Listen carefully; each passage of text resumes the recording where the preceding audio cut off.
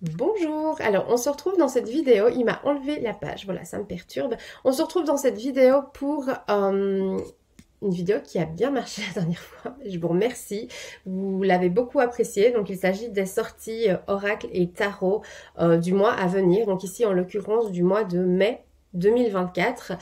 Nous sommes aujourd'hui le lundi 29 avril à l'heure où je tourne cette vidéo.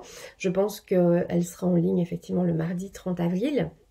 Alors, si vous voulez directement passer aux nouveautés, vous allez dans le chapitrage, je vous ai directement mis les parties des différents oracles et tarots, donc vous pouvez directement passer aux nouvelles sorties.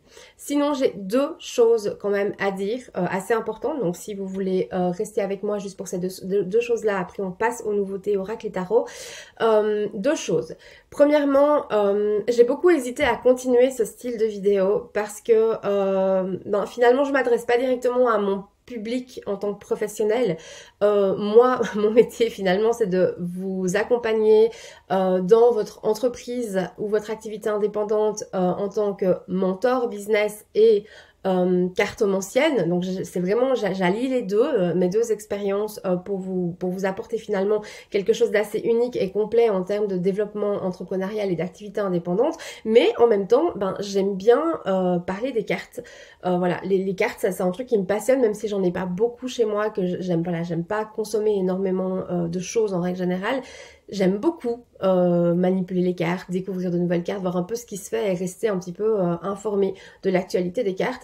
Donc c'est vrai que pour moi c'était logique de partager ça sur ma chaîne YouTube et en même temps voilà, j'attire pas forcément, je suis consciente que j'attire pas forcément le public ciblé par rapport à mon activité professionnelle, mais voilà. C'est voilà, sachez-le, on aura de temps en temps des vidéos qui parlent un peu de cartes en général, où je peux aussi vous montrer les jeux que moi j'ai ici à la maison, mais le reste du temps, ce sera principalement des vidéos consacrées à l'activité indépendante et entrepreneur et voir un petit peu comment avec les cartes, par quel questionnement, par quel moyen, enfin c'est un moyen d'introspection finalement les cartes, on peut développer son entreprise et avancer plus sereinement dans son activité. Voilà, première parenthèse. Deuxième parenthèse, pourquoi ce genre de vidéo? Déjà parce que j'ai commencé à le faire moi, de manière personnelle, à aller un petit peu voir ce qui se faisait en termes de sortie de cartes et ça me permettait de freiner ma consommation. Je ne fais pas du tout ce genre de vidéo dans le but de vous pousser à la consommation. Au contraire, j'estime qu'on est à l'heure actuelle dans un énorme effet de mode avec ces vidéos et très personnellement ça me dérange. Je suis plutôt minimaliste dans l'âme et c'est vrai que voilà, moi voir toutes ces sorties comme ça par semaine, par mois, ça me submerge un peu et c'est vrai qu'on a ce phénomène aussi d'influenceuses ésotériques, si j'ose dire, je sais pas trop comment les appeler, où elles vont recevoir par service presse tous les derniers jeux de cartes, tous les derniers livres ésotériques et spirituels. Forcément, quand on reçoit des choses gratuitement, on a un petit peu... C'est un petit peu compliqué quand même d'être objectif parce qu'on est content fondamentalement de recevoir ces paquets et c'est vrai qu'on a tendance à vouloir les mettre en avant et à mettre les bons côtés, surtout du produit en avant. Donc, le fait d'aller voir ces sorties Oracle et Tarot, ça vous permet d'avoir une vue d'ensemble de ce qui va sortir, de ce qui va se faire et de déjà poser selon vos critères de sélection si oui ou non vous allez potentiellement être intéressé par un livre et ne pas être influencé en fait par une personne que vous appréciez et que vous aimez suivre sur les réseaux sociaux et de vous dire ah elle a l'air d'aimer donc je vais l'acheter aussi. Voyez un petit peu le mécanisme ici. Alors je vous montre juste avant de commencer. Je vous ai fait une petite liste ici des différents critères que moi personnellement j'utilise pour choisir des jeux de cartes. Et donc quand je vais regarder les prochaines sorties, je garde ces critères-là en tête. Typiquement, il faut que le design et l'univers des cartes vous plaisent. Hein. Voilà, si vous aimez pas les chats, vous n'allez pas aller acheter un tarot sur les chats. Vous voyez, c'est un peu l'idée. La thématique aussi selon l'utilisation. Pourquoi vous utilisez vos cartes? Est-ce que vous tirez vos cartes principalement pour du sentimental? Est-ce que vous tirez vos cartes principalement pour votre entreprise? Est-ce que vous le faites pour du shadow work? Vous voyez, le travail de l'ombre, vraiment l'introspection. Il y a toutes ces différentes utilisations qu'on peut avoir des cartes et selon le jeu qu'on va sélectionner, il va pas forcément se prêter pour du sentimental. Enfin, typiquement, voilà, on a des jeux qui sont spécifiquement construits pour le sentimental. On a des jeux qui sont construits autour des vies antérieures, typiquement. Bah, je vois pas trop comment on pourrait l'utiliser pour du professionnel. Enfin, vous voyez, on est un petit peu dans cette idée-là. Donc, soyez bien attentifs à ça. Troisième critère, c'est vraiment la proportion des cartes positives et négatives. Pour moi, un jeu qui est entièrement composé de cartes positives ne vous sert à rien. Parce qu'il faut quand même être ouvert à des messages qu'on ne peut... qu'on n'est peut-être pas prêt à entendre, qu'on n'a peut-être pas envie d'entendre, mais au bout d'un moment, si vous tirez les cartes juste pour qu'on vous brosse dans le sens du poil, vous voyez, c'est pas vraiment utile. L'idée, c'est vraiment d'avoir des nouvelles réflexions et des moments d'introspection aussi à travers les tirages de cartes. Et pour moi, si on n'a pas un minimum de cartes négatives, on va pas y arriver. Ensuite, voilà, on le fait vite, hein, histoire qu'on passe directement à la suite. Mais c'était important pour moi vraiment de vous rappeler un petit peu mes motivations par rapport à ce genre de vidéo. La taille des cartes, le dos des cartes, moi c'est quelque chose, voilà, j'ai des petites mains. Du coup, les énormes cartes oracles, c'est rédhibitoire pour moi, c'est clair et net, j'arrive pas parce que j'ai besoin de me sentir fluide en fait quand je bats les cartes et voilà, c'est assez important. Le dos des cartes, non, parce que je suis quelqu'un qui accorde énormément d'importance à l'esthétique des choses et voilà, j'aime bien que ça corresponde complètement à mon univers. Soyez attentifs, est-ce que le jeu est construit façon Tarot de Marseille ou façon Rider-Waite-Smith? C'est pas tout à fait la même chose non plus. Il y a des cartes qui sont entièrement illustrées, les mineurs sont entièrement illustrés, le Marseille ne l'est pas par exemple. Donc soyez attentifs à ça. Et puis les tranches des cartes, moi c'est vrai que j'aime bien quand les tranches des cartes sont noires principalement. Donc voilà, quand elles le sont pas, je le fais moi-même. Mais voilà. Je fais rapidement, soyez attentifs, il y a d'autres critères, hein, des critères qui peuvent être les vôtres, là je vous montre un petit peu les miens pour que ça vous donne une idée. Et puis c'est parti, on y va. Après 6 minutes, j'ai toujours des introductions un peu longues, mais voilà, vous serez passé directement aux nouveautés si mon discours d'avant ne vous intéressait pas. Donc on part avec les sorties du mois de mai 2024, Oracle et Tarot. Je vous rappelle ma façon de faire, je vais sur Amazon.fr, je tape Oracle et Tarot. Ensuite, sur le côté, dans les filtres, je spécifie la langue française et dans les 3 mois à venir. Ensuite, je vais vraiment ouvrir les onglets pour les jeux qui vont paraître durant le mois en question. C'est parti, premier jeu, l'oracle de la voix divinatoire, donc qui paraîtra, je ne sais jamais où mettre ma tête, c'est assez terrible.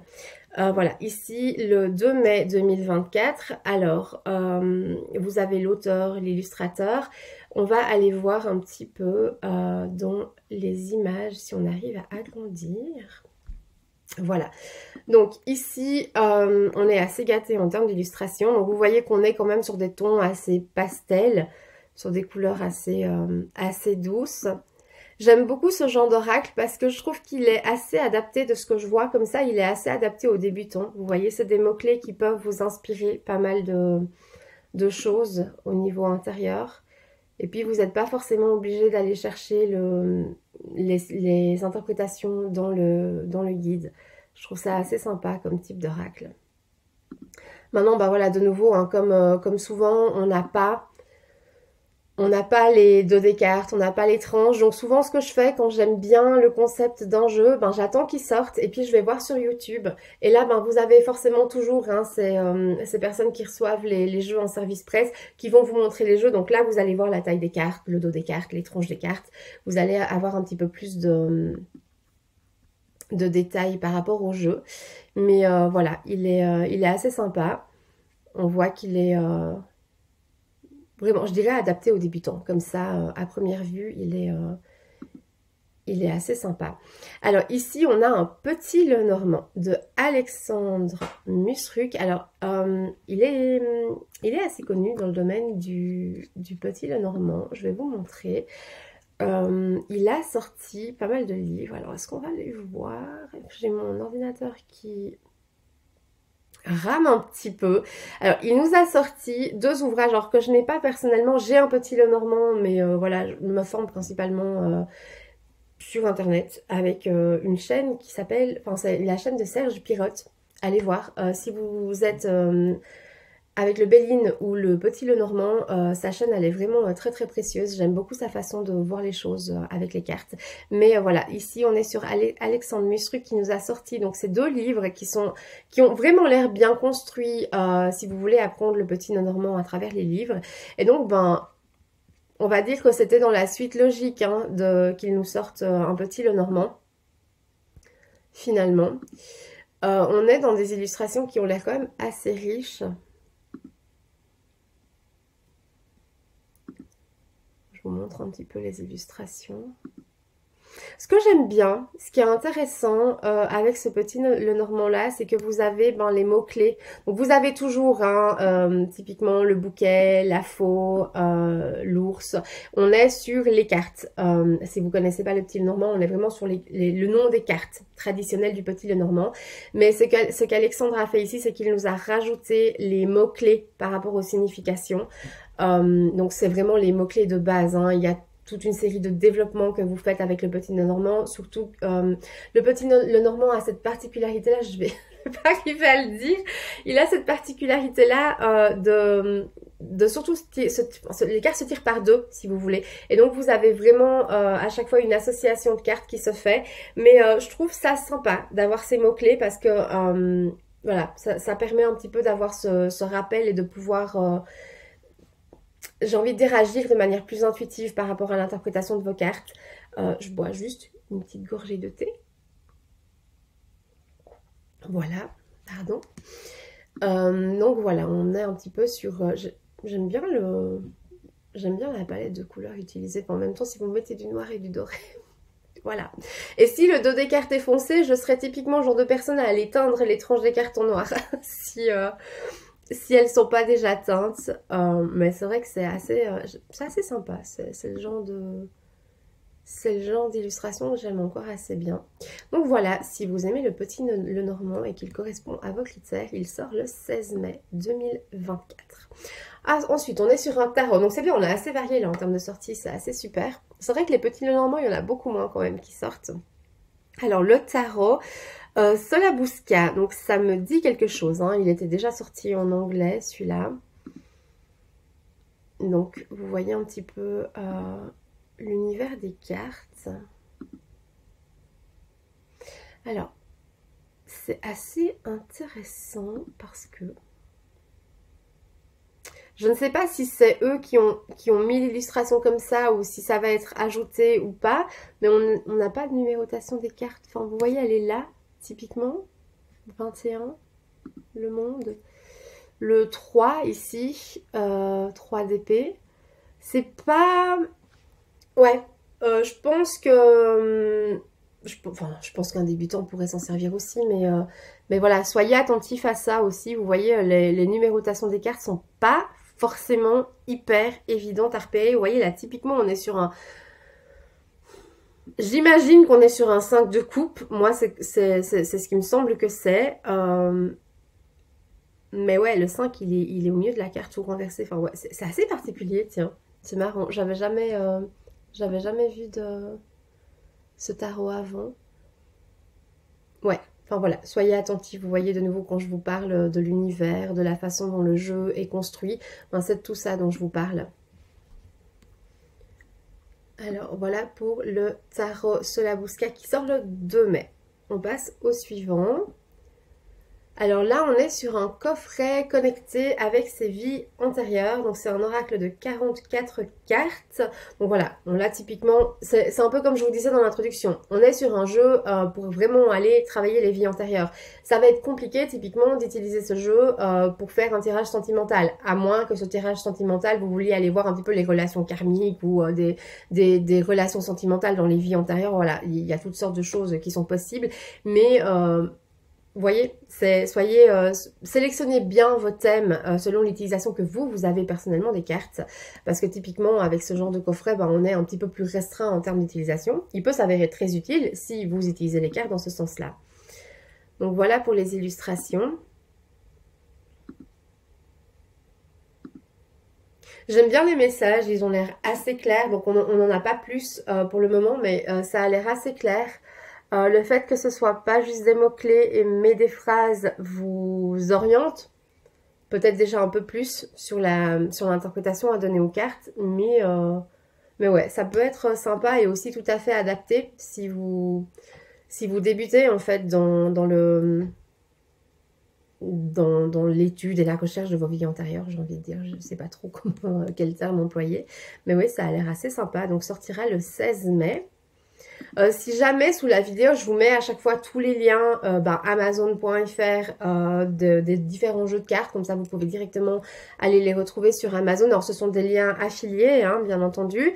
Affilié veut simplement dire que pour chaque jeu que vous achetez via les liens, je touche une petite commission. Vous payez rien en plus, mais alors quand je vous dis petite, on est sur l'ordre de 1 ou 2 centimes. Hein. C'est vraiment rien du tout.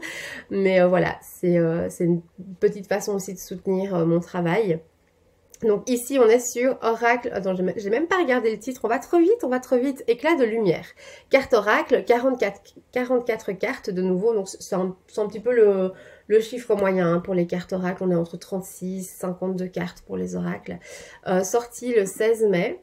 Alors ici aussi on est dans un univers qui est très doux.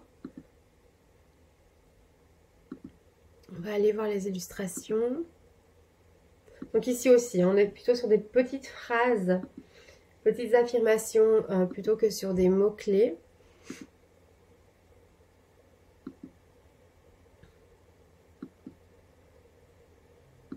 C'est assez doux. Alors ici, on pourrait peut-être regarder. Justement, on a le livret avec toutes les cartes que vous allez avoir. Et vous pouvez, par ce moyen, déjà aller voir la proportionnalité de cartes positives et négatives. On voit déjà ici qu'on a du non, on voit qu'on a du peut-être, du pas maintenant, du tu le sais déjà, écoute-toi, est-ce que c'est vraiment ce que tu veux? C'est assez intéressant, j'aime bien, très honnêtement, parce que on voit qu'il y a des cartes qui sont vraiment là pour vous faire réfléchir et pour vous rendre actif dans votre réflexion et vous rendre maître de vos décisions. Vous savez, on parle toujours de libre arbitre quand on tire les cartes ou quand on tire les cartes à quelqu'un ou qu'on se tire les cartes à soi. C'est de dire que finalement, les cartes, elles vont nous orienter vers une réflexion, elles vont nous dire quelque chose, mais malgré tout, on garde notre libre arbitre. Hein. C'est à nous de décider ce qu'on va faire et comment on va mettre les choses en place. On reste maître finalement hein, de nos expériences et de nos actions. J'aime bien. Qu'est-ce que tu attends? C'est un peu... J'aime bien ce genre de jeu. L'approche est à revoir. Voyons numéro 30. 26, là, tu fais fausse route. C'est ça, ouais, j'aime bien la façon dont c'est formulé et j'aime bien la proportionnalité positif-négatif. 41, pas d'issue possible. Ouais. 38, prendre du recul, ouais, il est assez sympa, j'aime bien. Je pense que c'est un jeu qui a une bonne approche par rapport à l'introspection et au questionnement personnel que vous pourriez vous faire par rapport à des choix, à mon avis, ou des chemins à prendre. C'est assez intéressant et puis assez abordable aussi si vous débutez avec les cartes oracles. Donc sorti le 16 mai. Il est assez bien construit. J'aime bien les jeux, vous voyez, on sent qu'ils sont construits avec un certain objectif, avec une certaine réflexion. Un jeu qui est sorti juste parce que on a 20 000 abonnés sur Instagram et que on est dans le développement personnel et que c'est la suite logique de sortir un oracle et qu'on va le faire juste parce que c'est à la mode. Ça, j'aime pas. Et on le sent tout de suite à la façon dont un jeu est construit. Je connais pas du tout l'auteur ni l'illustrateur, mais là, on voit que il y a déjà un certain chemin qu'on peut faire prendre aux utilisateurs du jeu et j'aime bien. Je trouve déjà ça plus constructif comme approche. Ensuite, le 16 mai, tarot du jardin de la sorcière, Sacha Graham. Sacha Graham, ça me dit quelque chose. Elle en a sorti d'autres. Hein. Il me semble qu'elle n'avait pas sorti avec les animaux. Ah non, Darkwood Tarot, ouais, effectivement. Donc, voilà. Ah oui, la maison hantée, effectivement, ça c'est un tarot le tarot de la maison hantée, c'est un tarot qui m'a très longtemps attirée, mais finalement que je ne me suis pas procuré. Mais oui, il y a quand même un certain nombre de jeux à son actif. Et là, du coup, on en a un sur les jardins de la sorcière. Alors, on n'a pas plus d'illustrations. Je vous montre vraiment la couverture ici. J'imagine, hein, voilà, que ça va être très beaucoup d'éléments naturels, des animaux, des familiers. Et puis forcément, à mon avis, beaucoup de figures féminines dans ce jeu. À voir, donc sorti le 16 mai. Ensuite, on a le 2 mai. Alors là, pour les fans de manga, ça va vous plaire. Coffret le tarot manga moderne. Là, alors pour le coup, on est... il y avait dans les sorties du mois de mars, le Chibi Taro, je crois. C'était aussi un petit peu manga, mais beaucoup plus kawaii, mignon. Et là, on est beaucoup plus dans l'univers manga. Par contre, de ce que je vois, c'est qu'ils se sont quand même beaucoup... ils sont restés très proches des cartes de base, oui. Alors c'est ça, dans le tarot Rider-Waite-Smith, vous allez voir, hein, il y a des illustrateurs et des auteurs qui vont vraiment rester dans les éléments de base qu'on retrouve sur les cartes du tarot. Et puis, il y en a d'autres, je ne sais pas si je vous trouve le fou ici, typiquement. Ou alors, il y en a qui vont vraiment prendre beaucoup de liberté par rapport aux cartes initiales. Et donc, ça aussi, il faut rester attentif quand vous sélectionnez un tarot. De voir, voilà, est-ce que vous, ça... C'est pas une question d'être à l'aise ou pas, hein. Parfois, ça vous dérange. Moi, je sais que typiquement, j'aime bien rester dans les illustrations qui se rapprochent le plus de l'original parce que bon, j'estime que ça a été tout un travail de recherche et toute une symbolique de créer le tarot Rider-Waite-Smith comme il a été créé et j'aime pas trop en fait les libertés qui sont prises par rapport à ce tarot. Donc je vous montre typiquement ici, ben voilà, on a la carte du fou. Vous voyez qu'on est vraiment, hein, on a l'animal, on a un petit peu le vide, on a tout ce paysage derrière, donc on reste vraiment dans une symbolique de base qui est fondamentalement la même si elle est modernisée, féminisée. Donc voilà, ça aussi c'est des choses auxquelles il faut rester attentif. Mais fondamentalement, voilà, la tempérance aussi, hein, avec les deux coupelles, l'eau qui circule entre les deux. Ça reste des symboliques qui sont reprises du Rider-Waite-Smith original. Excusez-moi, il y a mon chat derrière. Je suis occupée. Mais je sais que tu veux sortir. Mais comment est-ce qu'on fait? Je vous mets en pause, je reviens. Je vais sortir le chat. Voilà, je suis là. Désolée pour l'interruption. Alors, on va passer au suivant, histoire que ce soit pas trop long. Alors, tarot suivant, le 16 mai. Il y a pas mal de sorties le 16 mai de nouveau. On est sur Flamme jumelle, Flamme dansante, carte oracle, 55 cartes oracle. J'ai mon chat qui je vous remets sur pause, finalement il n'a pas voulu sortir. C'est un vieux chat de 17 ans. Alors voilà, c'est un peu compliqué parfois. Voilà, il est toujours pas sorti, hein, on verra si on est encore interrompu ou pas. Donc, je reviens au tarot. Pourquoi est-ce qu'il m'a bugué comme ça? Voilà, on va essayer de passer en grande image. Alors, je vais pas trop m'exprimer sur ce terme flamme jumelle. Voilà, enfin... Chacun ses croyances, chacun ses pratiques, mais voilà, je trouve que ces derniers temps, il y en a eu beaucoup sur le sujet. Par contre, j'aime beaucoup les illustrations. Elles sont très jolies. De nouveau, c'est un tarot qui pourrait, un oracle, pardon, qui pourrait tout à fait convenir aussi autant aux débutants qu'aux plus expérimentés. Là, de nouveau, c'est assez sympa. Vous avez la table des matières du livret, donc vous allez pouvoir voir toutes les cartes et puis pouvoir aussi vous faire une première idée de la proportionnalité des cartes positives et négatives. Donc, c'est assez sympa. Oui, là, je vois qu'a priori, on n'est pas sur un jeu hyper fleur bleue. On a quand même pas mal de cartes négatives aussi. Donc, ça reste assez constructif comme jeu. Alors, suivant. Toujours le 16 mai. Alors, bon, là je l'ai laissé. Je me suis demandé, est-ce que je vous le mets ou pas? Parce que là, ça va être un petit peu le moment coup de gueule. Les gars, voilà. Non. J'approuve pas du tout ce genre de choses. Fondamentalement, ici, ce qu'on va faire, je suis navrée, hein, je suis pas forcément, si j'ai un truc à dire, je vais le dire. Donc voilà, c'est mon avis personnel. Vous avez tout à fait le droit d'en avoir un autre et on en discute volontiers en commentaire. Mais alors, vous faire payer 15,56 € pour fondamentalement vous mettre les meilleurs posts Instagram d'une créatrice de contenu. Excusez-moi, mais c'est vraiment prendre les gens pour des pigeons.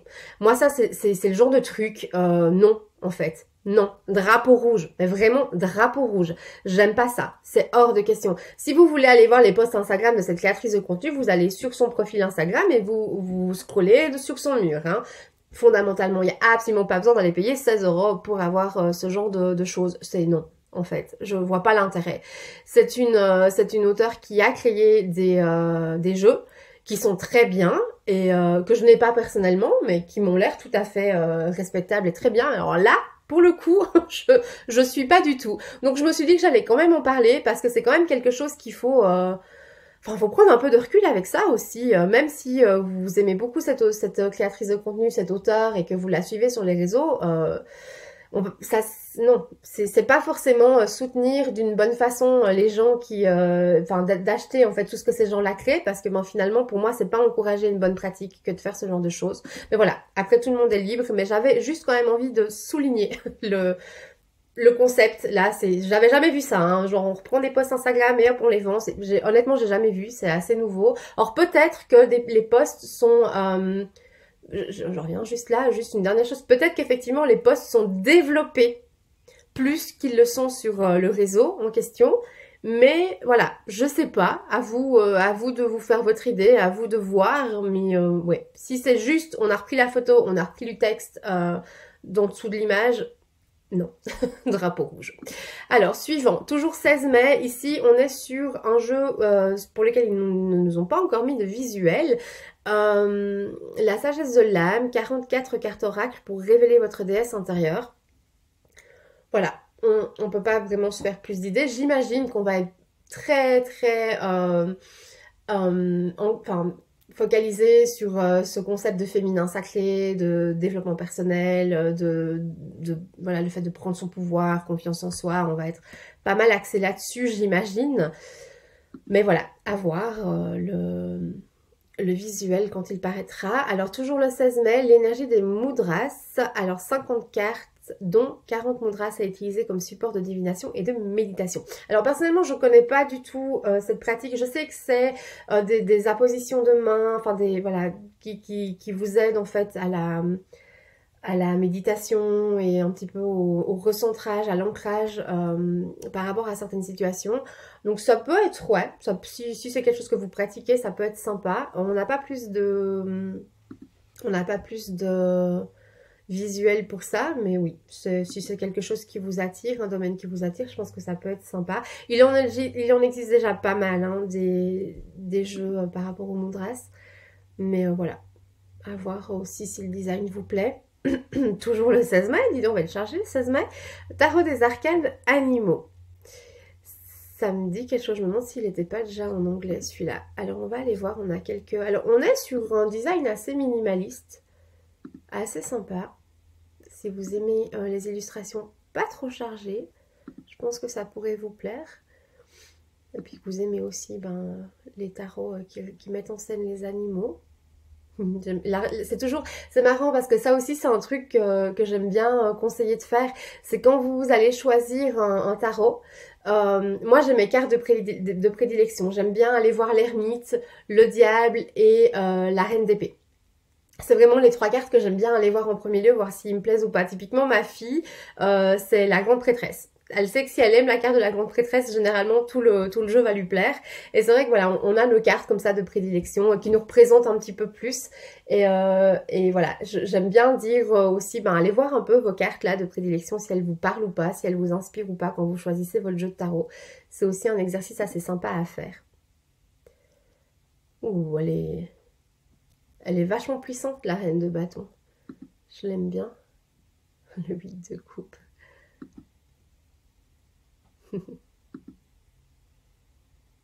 Ouais, c'est sympa. J'aime bien, c'est assez original dans la façon dont c'est construit. Bon, pour le moment, moi, j'ai personnellement pas de gros coup de cœur par rapport au jeu. Donc, il n'y aura pas d'achat pour moi en mai 2024. Alors là, on est de nouveau sur un oracle. Élève tes vibrations, carte énergétique. Donc ici, on est sur un coffret de 48 cartes.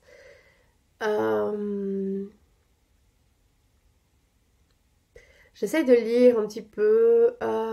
Chaque carte énergique vous permettra de vous connecter à l'intelligence infinie de votre âme et augmenter votre fréquence d'énergie positive sur vous-même. C'est dommage qu'on n'ait pas plus d'illustrations parce que du coup, je me demande comment est construit le jeu. Est-ce que ce sont plutôt des mantras ou des affirmations? Vous savez, il y a les jeux de Gabriel Bernstein qui sont comme ça. Bon, j'en avais à l'époque, mais je les ai donnés. Où ce sont fondamentalement juste des cartes de mantras, en fait, et vous en tirez une le matin ou quand vous êtes dans une situation où vous avez besoin de vous recentrer. Et voilà, et ça vous permet de redescendre un petit peu, voire de méditer sur le mantra en question. Donc à voir comment c'est construit, ou si c'est plutôt construit dans le modèle oracle divinatoire, comme on a pu voir dans les précédentes sorties. Alors, suivant, 2 mai, oracle de la majesté des prairies. J'adore le titre, je trouve ça très... ça ouvre tout en univers, j'aime bien. Alors, qu'est-ce que ça nous dit? C'est quoi? Ils nous disent explorer votre nature souveraine. Alors, qu'est-ce qu'on a? J'aime bien le bord noir déjà. Oh, alors là c'est très intéressant et j'aime. Je l'achèterai pas parce que voilà, pour le moment c'est pas vraiment l'utilité que j'ai, mais c'est très intéressant parce que j'aime bien ce genre de. Ici, on a une double construction. Vous voyez, vous pouvez avoir finalement une double utilisation dans ce jeu. Parce que vous voyez qu'il y a la carte avec l'illustration et puis il y a un mot-clé qui est ici tourné. Si vous voulez même aller plus loin, vous voyez qu'il y a les symboles des éléments eau, terre, feu et air. Eau, terre, feu et terre, pardon. Et bon, je suis pas hyper calée dans la symbolique là, mais ça peut rajouter même du coup une troisième façon d'utiliser les cartes. Et puis vous avez une question. Ici, c'est quelle est la prochaine étape de votre évolution, de mon évolution. Donc du coup, ça peut être tout à fait autant un oracle divinatoire que un oracle d'introspection où on va se poser une question tous les jours. Où, vous savez, il y a ces carnets là où vous avez chaque jour une question qui vous est posée et pendant 5 ans, en fait, vous remplissez chaque fois au même jour, pendant 5 ans, vous remplissez la question et puis à la fin, vous avez un petit peu l'évolution. Ça peut aussi servir pour ce même principe. Vous voyez, typiquement avec le bison, on a le verbe être. Ah non, alors on n'a pas la symbolique des éléments ici, donc non. Alors, c'est pas forcément utilisable comme ça, mais la question c'est comment puis-je me voir comme absolu ou absolue. Ouais, c'est assez intéressant. Du coup, on a vraiment une double utilisation possible du jeu. C'est sympa. Je vois même là, comme ça, ce qui me vient, c'est de se dire, vous tirez une carte de cet oracle-là, où il y a une question, donc par exemple, comment suis-je la lumière dans l'obscurité? Et vous pouvez après, en parallèle, prendre votre jeu de tarot ou un autre oracle plus divinatoire et d'une part répondre vous-même à la question, mais aussi en fait répondre avec les cartes, vous voyez? Comme ça vous donne aussi peut-être des éléments de réponse auxquels vous n'auriez pas pensé. C'est assez intéressant, j'aime bien ce genre de jeu. Avec les cartes, c'est très constructif, ça vous donne aussi accès à des réflexions ou à des éléments auxquels vous n'auriez pas pensé vous-même. Parce que c'est vrai que j'aime pas trop le journaling en règle générale, parce que finalement on se retrouve devant son cahier avec son stylo et on est là, ok, j'écris quoi, je commence par quoi, je suis pas du tout inspirée, là je sais pas quoi écrire. Et c'est vrai que j'aime bien faire ce genre de questionnement avec les cartes. Parce que ça donne tout un univers et ça a tendance à plus m'inspirer en fait, de répondre aux questions en regardant les cartes plutôt qu'en essayant de sortir le truc de ma tête comme ça. C'est toujours un peu flou et un peu submergent en fait de faire ça. Donc voilà, vous avez la table des matières aussi avec tout. J'adore, c'est génial.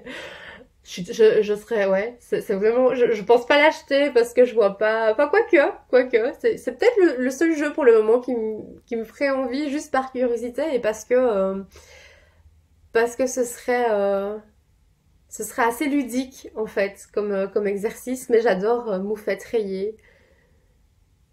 C'est quoi? Tortue boîte, putois à pied noir. Je trouve ça rigolo, enfin je le trouve assez ludique ce jeu dans la façon dont il est construit.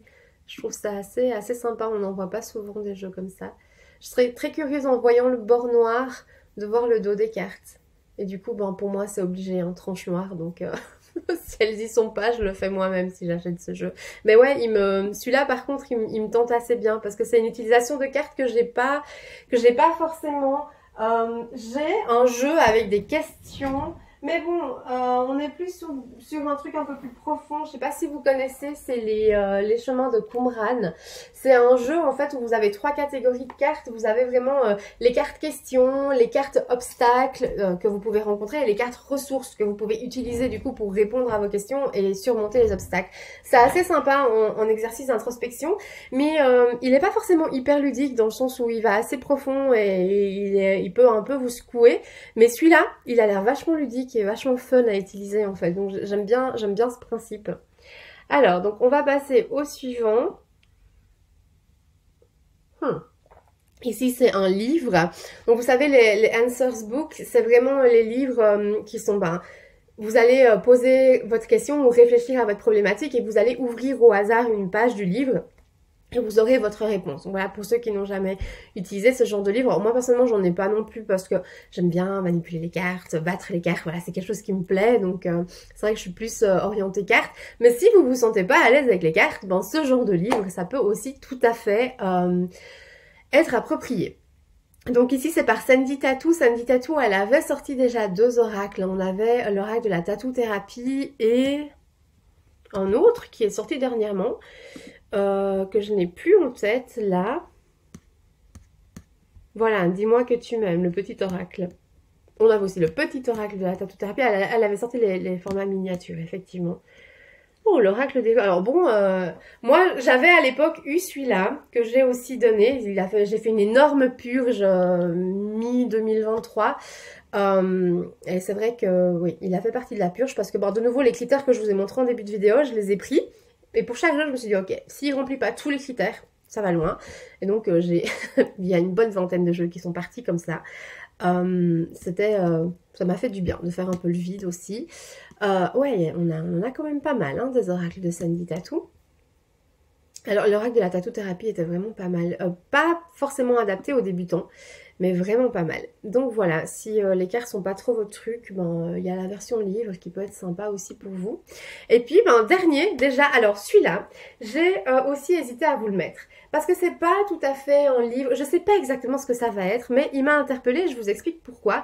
Voilà, si vous me suivez depuis un petit moment, vous savez que je suis anthropologue antique à la base. J'ai une formation universitaire d'anthropologue spécialisée dans l'Antiquité et j'ai très envie d'approfondir le sujet de la divination dans l'Antiquité, des religions de l'Antiquité. Et donc je reprends un master un petit peu hybride en sciences de l'Antiquité et en sciences des religions pour aller vraiment creuser dans les croyances de l'Antiquité. Et quand j'ai vu, je vous le mets en grand, quand j'ai vu ça, donc il n'y a pas beaucoup de pages, il est vendu 3 € et des, mais je ne sais pas qui l'a rédigé. Est-ce que ça va plus être, vous voyez, un petit livret d'informations ou vraiment un résumé d'études qui a été fait? Mais on est ici vraiment dans l'art de la prédiction, donc on vous parle, on vous parle de la Grèce antique. Voilà, on avait déjà utilisé effectivement, on avait typiquement je n'ai plus le nom en tête, mais on a effectivement les vols d'oiseaux étaient utilisés comme prédictifs. On avait énormément de choses qu'on utilisait au niveau de l'environnement dans la Grèce antique pour prédire l'avenir. Et c'est assez intéressant de voir. Et donc, ça a l'air de reprendre effectivement les origines de la divination. Et si c'est quelque chose qui vous intéresse, c'est quelque chose que j'ai dû acheter pour mon master. Alors, ne prenez pas peur, il fait 1110 pages. Il est lourd. Mais voilà, moi j'en ai besoin pour mon mémoire et pour mes cours de master, mais c'est un bon gros livre qui nous parle de l'histoire de la divination dans l'Antiquité. Donc c'était Auguste Boucher-Clair qui l'avait écrit. C'est en fait c'est une série de livres, 4 tomes, mais ici vous pouvez la voir en gros. Donc si les origines de la divination vous intéressent, il couvre principalement la Grèce antique mais aussi un petit peu Rome. Franchement ça c'est le livre à avoir si ça vous intéresse. Si voilà, on est sur du bien dense, mais si vous voulez étudier ou vous renseigner un petit peu plus profondément sur la divination dans l'Antiquité, c'est ce livre qu'il faut avoir impérativement. Et donc du coup, quand j'ai vu ça, je me suis dit, tiens, c'est intéressant. Je suis très curieuse. Alors, je sais pas si on voit quand on a collé. Ouais, on voit pas qui a écrit du coup. Ouais, je vais le garder à l'œil celui-là. Bon, Vous voyez, il fait que 8 pages, hein. Il y a même pas de résumé, il n'y a rien. On sait fondamentalement pas du tout ce qui va se passer avec ça.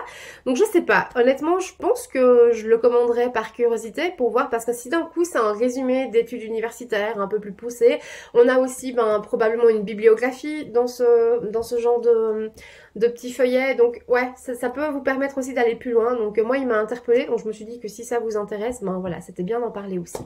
Voilà, on arrive au bout de ces sorties pour le mois de mai 2024. Alors n'hésitez pas, on a eu énormément d'échanges sur la dernière vidéo. Enfin, j'ai vraiment trouvé ça super de tourner ce genre de vidéo parce que je vois que ça vous plaît. Puis il y a beaucoup d'échanges entre nous qui se créent aussi. Et voilà, donc n'hésitez pas à venir commenter, me dire s'il y a des jeux voilà, qui vous ont tapé dans l'œil, ce que vous pensez aussi des nombreuses sorties tous les mois. Enfin voilà, on peut ouvrir un espace de discussion, tout en bienveillance et en sérénité et échanger nos points de vue comme ça. C'est vrai que c'est quelque chose qui m'intéresse beaucoup, donc n'hésitez pas à venir commenter en bas. Et puis en attendant les prochaines vidéos, je vous souhaite une belle journée ou une bonne soirée selon le moment où vous regardez cette vidéo. Et puis à bientôt!